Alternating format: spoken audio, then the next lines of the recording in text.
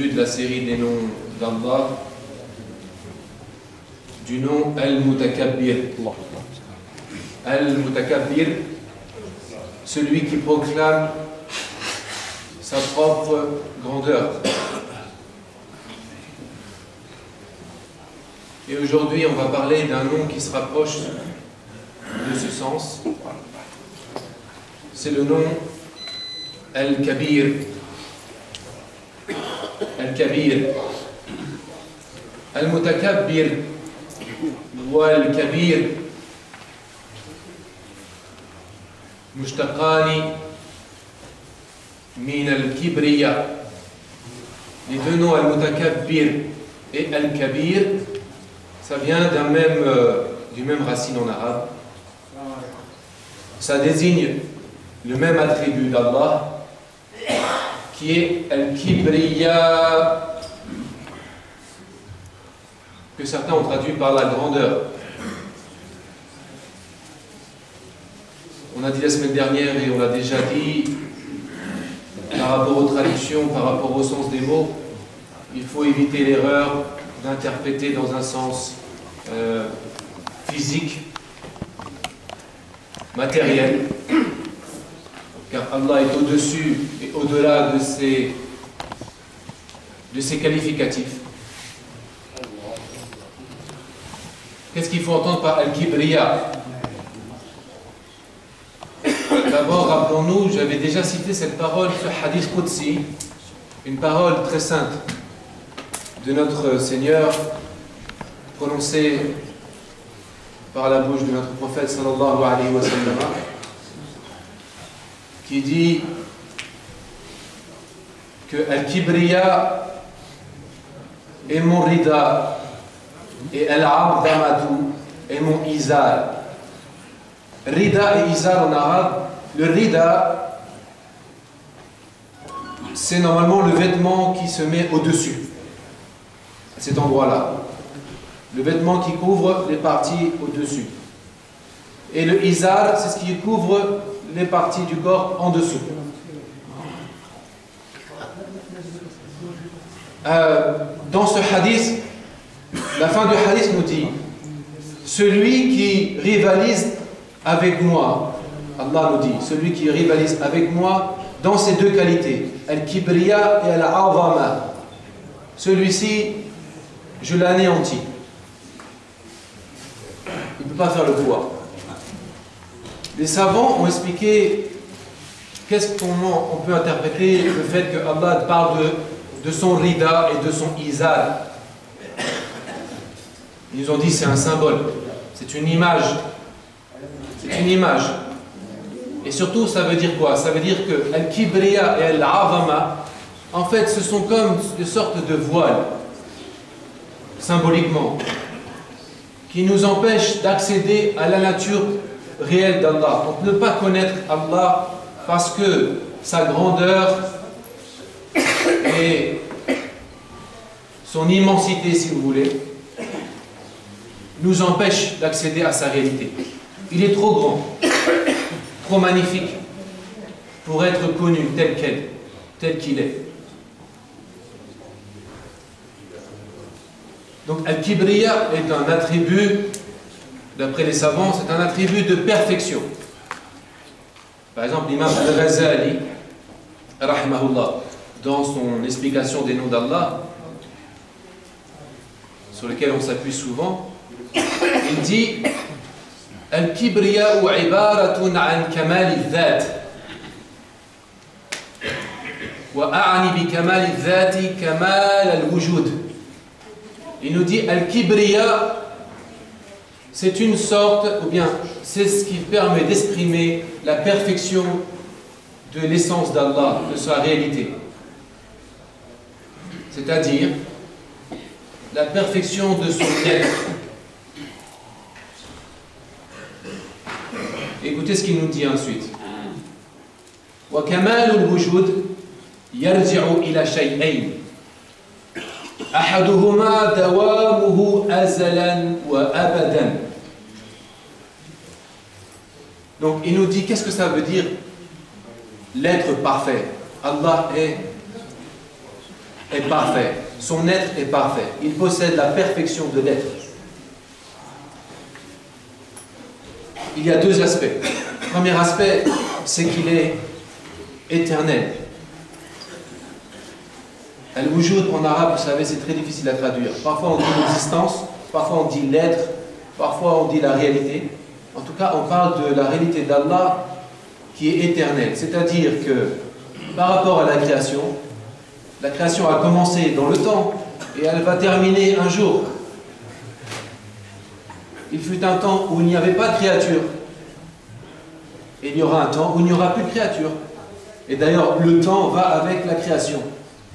Et Allah subhanahu wa ta'ala, avant de créer les créatures, il était.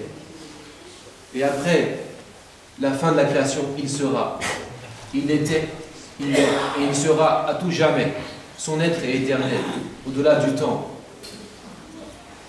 Immortel, si vous voulez dire, si vous voulez.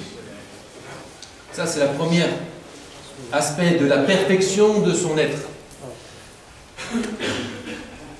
L'imam al-Ghazali dit, par exemple, regardez dans la langue arabe, quand on dit kabir en langue arabe, kabir, nous on dit ça veut dire grand.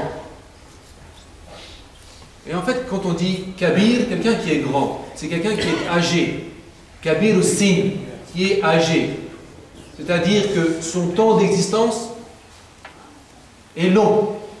Il existe, quand on dit qu'on est grand, on a atteint un certain âge, on peut dire de quelqu'un qu'il est grand. C'est un adulte. Al-Kibar, les adultes, parce qu'ils ont atteint un certain nombre d'années. D'accord? Donc ça, c'est une grandeur dans le temps. Donc quand on parle d'Allah, sa grandeur, c'est-à-dire la grandeur au-delà du temps. Avant le temps et après le temps, éternel.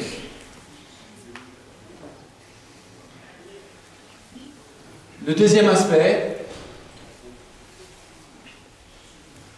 الثاني أن الوجود أو أن وجود الله عز وجل هو الوجود الذي يصدر عنه وجود كل موجود. موجود veut dire existant. Toutes les créatures, nous, tout ce qui existe, s'appelle en arabe mawjoud, existant. Quelque chose qui existe, qui a al-wujud. Mais le wujud que nous avons, l'existence que nous avons, premièrement, elle est limitée dans le temps. On naît un jour et on meurt un jour. Notre wujud, il est limité. Nous ne sommes pas éternels, nous sommes immortels. Et deuxièmement, le wujud que nous avons, ce n'est pas à nous en réalité, c'est Allah qui nous a donné ce wujud. C'est-à-dire, awjada, celui qui a donné al-wujud, c'est un synonyme de khalaqa. Allah, quand il crée, il donne l'existence. Il donne l'existence à quelque chose. Il lui dit kun, fayakun. Et puis, la chose est.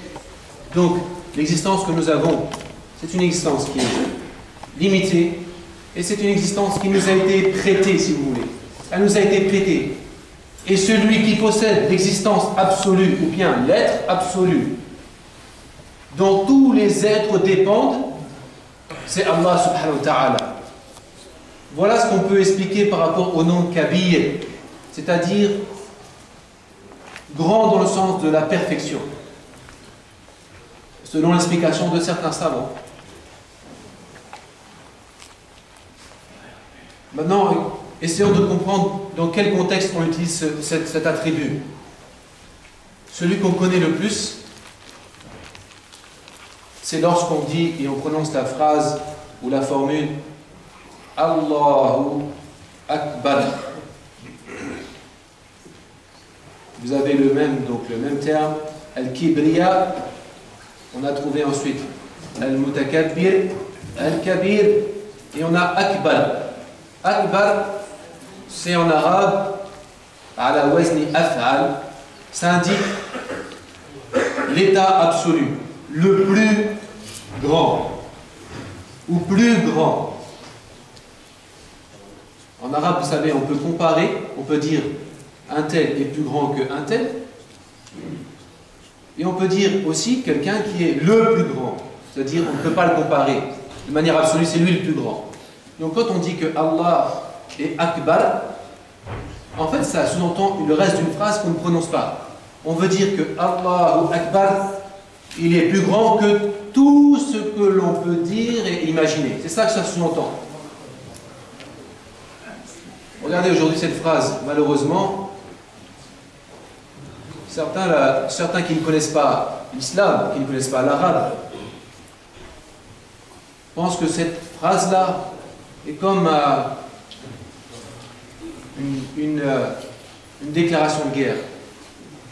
Les gens, quand ils parlent, malheureusement, dans les journaux, quand on voit ces histoires de terrorisme, où des gens utilisent l'islam, ou des gens, pire, utilisent le nom d'Allah, invoquent le nom d'Allah pour faire le mal et pour tuer et enlever la vie qui est sacrée, on entend cette phrase, et pour les Français, la phrase Allahu Akbar, c'est devenu un terme de terreur, alors qu'à l'origine, ce n'est pas ça.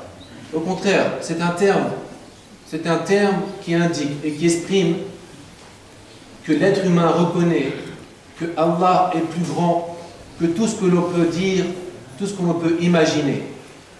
Kullu ma yakhturu bi balik, fallahu bi khilafi dhalik.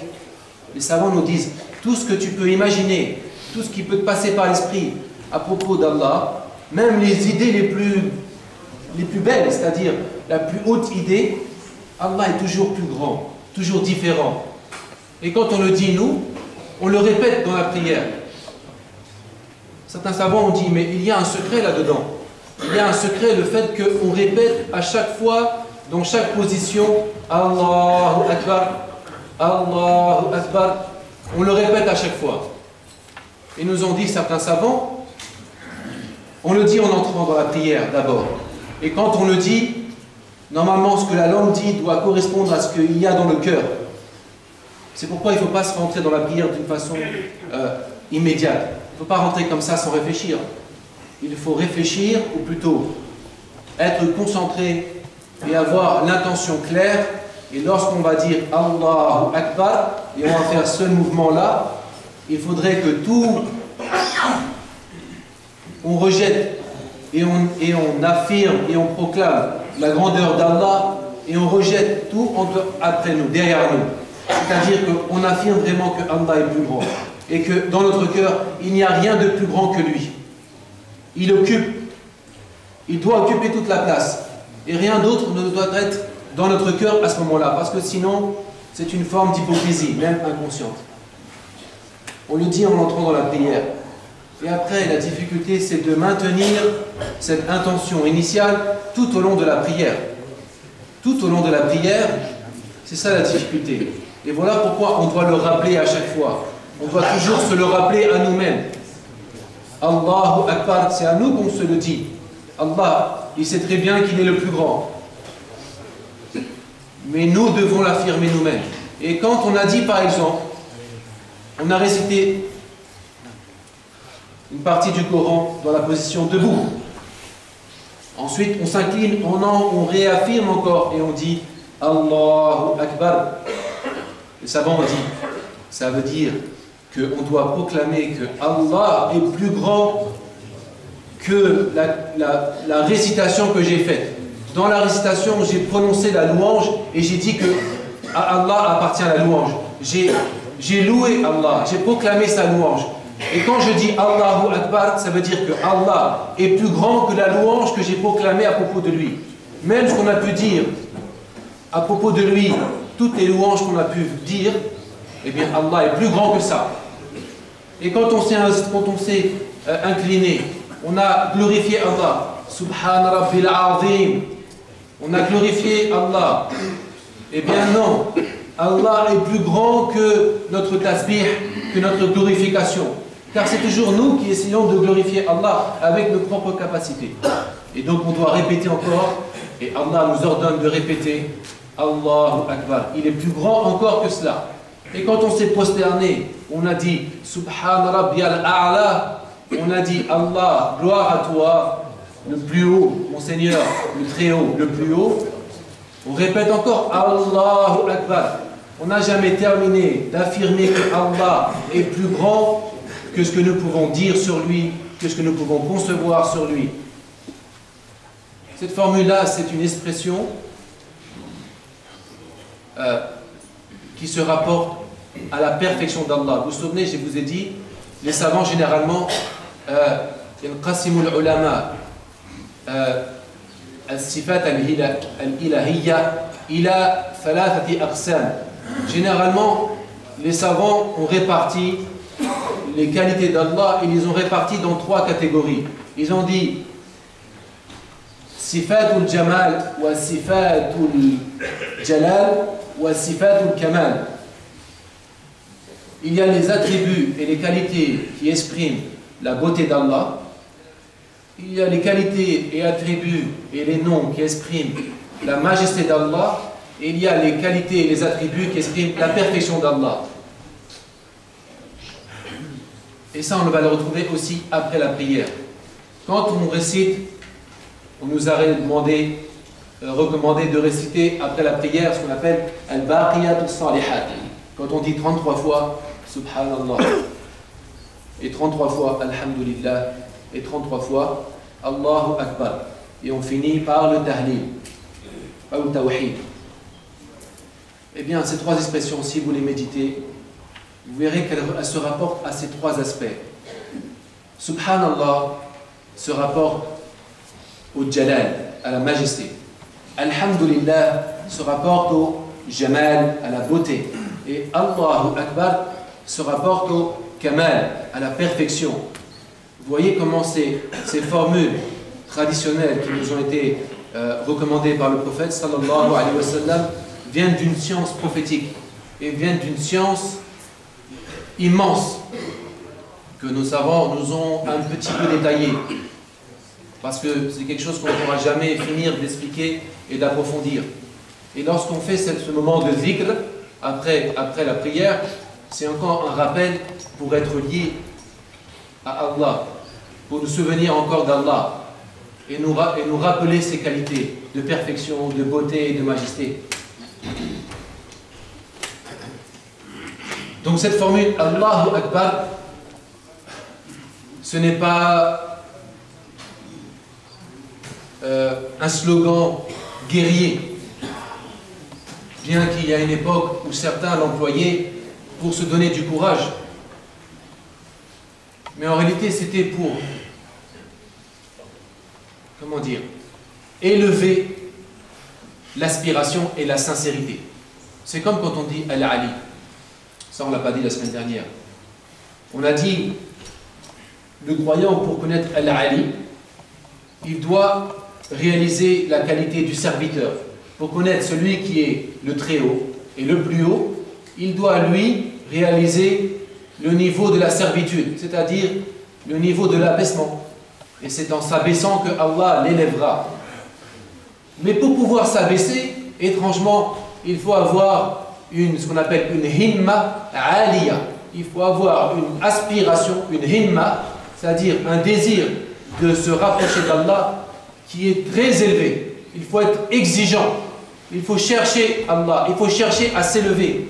Si on se contente du peu, si on se contente du minimum et qu'on n'a pas une recherche élevée, c'est sûr qu'on ne va pas atteindre un niveau très élevé.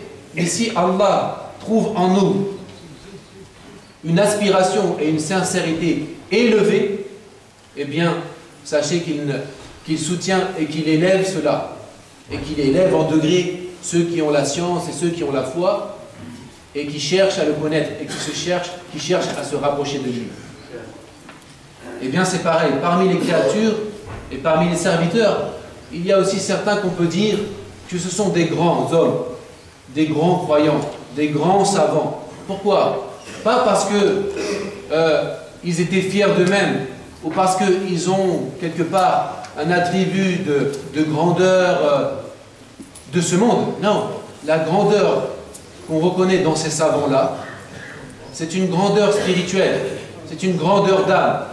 C'est-à-dire ceux qui avaient atteint un niveau élevé dans la science, ceux qui avaient atteint un niveau élevé dans la spiritualité, ceux qui avaient atteint un niveau élevé dans la piété aussi. Et donc on peut dire que ces personnes, que ces hommes, et ces femmes aussi, pourquoi pas, que ces hommes et que ces femmes sont des grands hommes ou des grandes femmes, dans le sens où ils ont atteint un niveau élevé parmi les créatures. Et ce qui nous distingue parmi les créatures, ce n'est pas l'argent, ce n'est pas le pouvoir sur terre, ce n'est pas le métier, ce n'est pas le nombre d'enfants, ce n'est pas les choses de ce monde. Ce qui nous distingue, c'est le degré en science, les degrés en taqwa. C'est ça qui nous distingue. Les degrés en capacité aussi de recherche spirituelle. C'est ça qui fait que certains sont plus élevés que d'autres et qu'il y a plusieurs degrés au paradis. Il y a plusieurs degrés au paradis.